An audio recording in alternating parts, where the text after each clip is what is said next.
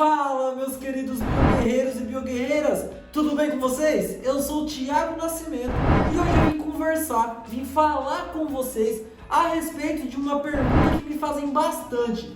Como é o processo seletivo para fazer mestrado? Como que é fazer mestrado? Quais são as etapas para participar de um processo seletivo e conseguir pleitear uma bolsa? Bom, tudo isso eu vou falar para vocês no vídeo de hoje, vou falar quais são as etapas. Então, sem mais delongas, solta a vinheta!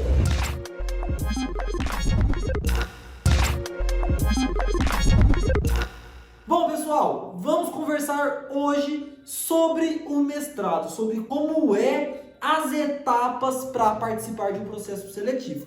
Primeiro, o que eu tenho que falar para vocês é que se você ainda não assistiu o meu vídeo sobre pós-graduação do tipo Lato Sensu e Stricto Sensu, eu recomendo que você vá lá. Essa é a carinha do vídeo para vocês assistirem. Bom, então o mestrado ele é um tipo de pós-graduação Stricto Sensu, que vem ali de sentido limitado, faz referência ao meio acadêmico, à pesquisa científica. Eu vou falar então um pouco sobre o mestrado acadêmico. O que vocês têm que ter em mente? Eu vou falar sobre a minha experiência, sobre como foi para mim o processo seletivo que eu participei e alguns que eu conheço. Então eu não vou enrolar, não vai ficar vídeo de 15 minutos, é bem rápido que eu vou dividir na verdade esse vídeo em algumas partes. Uma delas vai ser para falar sobre como que é a rotina de um mestrando, como que é fazer o mestrado. Vai ser com as dicas para conseguir uma bolsa, para conseguir passar em um processo seletivo. O que é preciso para fazer mestrado? Primeira coisa, se você já tem na sua cabeça vontade de fazer esse tipo de pós-graduação, é importante saber que você só pode participar de um processo seletivo quando você está no último ano da faculdade, pelo menos, e pede uma declaração do seu coordenador da universidade afirmando que você vai se formar no final do ano ou no comecinho do próximo. Ou você pode ser também um recém-formado ou ter anos de formação. Mas o que é importante saber? Você precisa de um diploma. Então, ou você já é um profissional formado, no meu caso, um profissional da saúde, sou biomédico, ou eu estou no último ano e vou me formar em breve. A minha realidade era, eu estava no último ano da graduação, ia me formar em dezembro, colar grau em março e o processo seletivo era em novembro. Então eu precisei pedir uma declaração para a faculdade, para a universidade, para que eles me entregassem essa declaração e eu anexasse aos meus documentos para participar efetivamente do processo seletivo.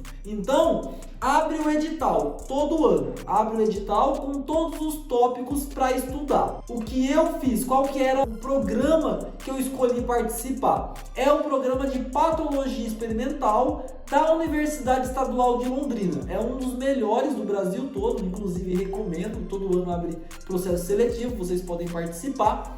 E ele é dividido em várias etapas. Então, primeiro nós temos as inscrições, você paga uma taxa, na minha época eu acho que era R$115, 120, não lembro. Você paga uma taxa para participar desse processo seletivo, você tem que anexar vários documentos para levar até a secretaria do departamento. Então, os documentos pessoais, endereço, no caso dos homens, certidão de reservista, enfim, histórico escolar, o seu currículo Lattes atualizado, uma foto 3x4 para adicionar no sistema. Falando sobre o currículo Lattes, é importante você ter colocado tudo que você fez. Extensão, participação de eventos, congressos, por isso que é muito importante viver a faculdade e participar de eventos, monitoria, tudo conta ponto. Na maioria das vezes, claro. Então, feito a inscrição, você está ali participando do processo seletivo. Geralmente o edital ele é atualizado, ele é enviado alguns meses antes, é adicionado no portal, no site da universidade e alguns meses depois abre as inscrições. Você faz a inscrição, cerca de 1 ou 2 meses depois ou até menos já vai ser a prova. Então esperar que saia o edital para você começar a estudar não vai ser uma boa alternativa.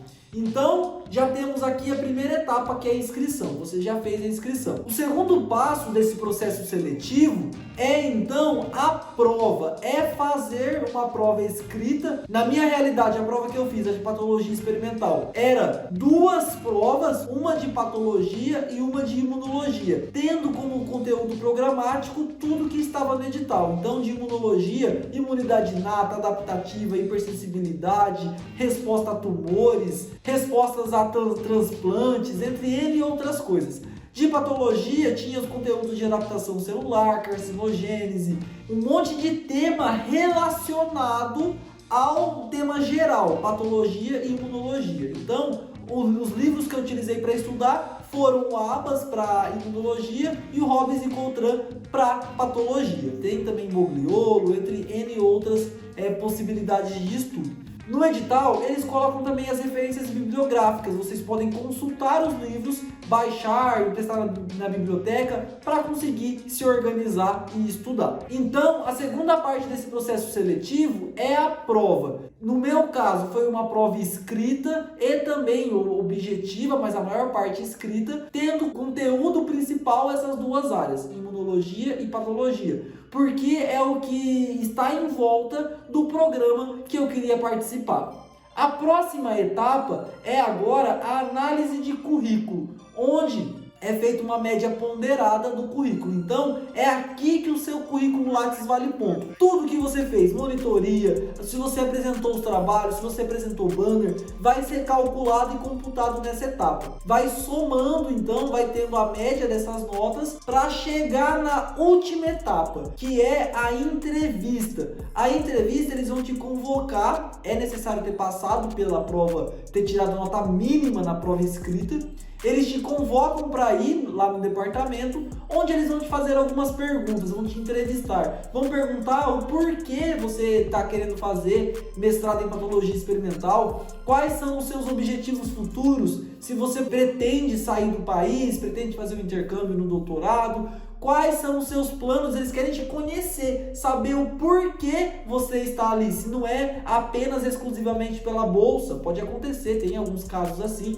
Não recomendo fazer uma pós-graduação estrito sensu só pela bolsa, porque você tem que gostar muito. Vou falar um pouquinho mais sobre isso no futuro. E eles vão te conhecer. Ao final, sai então uma nota de tudo isso que você fez, essas 3 etapas na verdade, prova, currículo e entrevista, e você fica ali em uma escala, você participa ali de uma lista de aprovados ou reprovados. Os melhores colocados, quem foi aprovado, consegue bolsa. Então as bolsas para mestrado são de R$ 1.500 e para doutorado é R$ 2.200. Varia um pouco de acordo com o órgão de fomento.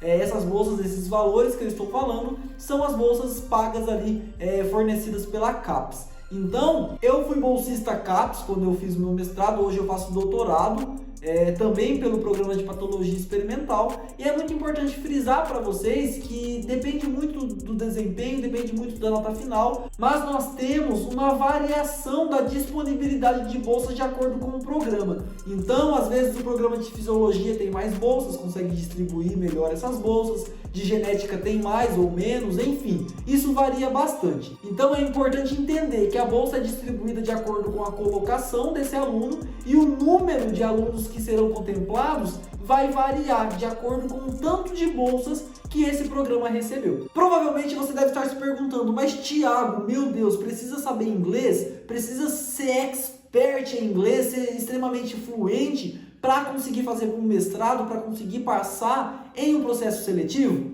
Depende da região, depende do tipo de bolsa, isso varia bastante. Mas de uma maneira geral, então na patologia experimental, por exemplo, como foi? A proeficiência é feita após 1 ano que o aluno já está fazendo parte do programa. Então fiz o processo seletivo, fui aprovado no processo seletivo, fiz ali as disciplinas, vou falar um pouquinho com vocês a respeito disso. Passou 1 ano, no final desse ano letivo, nós fizemos uma prova de proeficiência. Então, para mostrar que nós conseguimos ler artigos, interpretar os artigos, e isso foi provado também no decorrer do ano, porque as disciplinas são inteiramente com artigos em inglês, mas no final do ano nós fazemos a prova e temos ali que tirar uma nota mínima para aprovar a nossa proeficiência. Então, isso acontece na patologia. Nós temos outros casos na genética, na fisiologia, que às vezes é ao final de 2 anos, ou às vezes tem que entregar antes o certificado de proeficiência. Isso varia de acordo com o programa, de acordo com a região. É muito importante deixar claro. Mas, de um jeito ou de outro, em algum momento você vai ter que provar que você consegue interpretar os artigos, mostrar que você sabe o mínimo de inglês para conseguir lidar ali com as situações no meio científico. E para finalizar, caso você tenha vontade de fazer mestrado, fazer um processo seletivo para entrar em uma pós-graduação do tipo estrito sensu, eu te convido a se inscrever no canal, ativar o sininho, dar aquele famoso like e acompanhar o nosso conteúdo. Temos vídeos todas terças e todas sextas-feiras com material diverso. Tem aula, tem blog, tem conteúdo da rotina do laboratório, entre várias outras coisas. Espero que vocês tenham gostado. Estou tentando deixar os vídeos mais rápidos e mais dinâmicos para não ocupar muito tempo de vocês e ao mesmo tempo conseguir ensiná-los e demonstrar tudo que eu quero que vocês saibam sobre ciência, sobre esse meio que nós vivemos. Um abraço e nos vemos no próximo vídeo. Fui!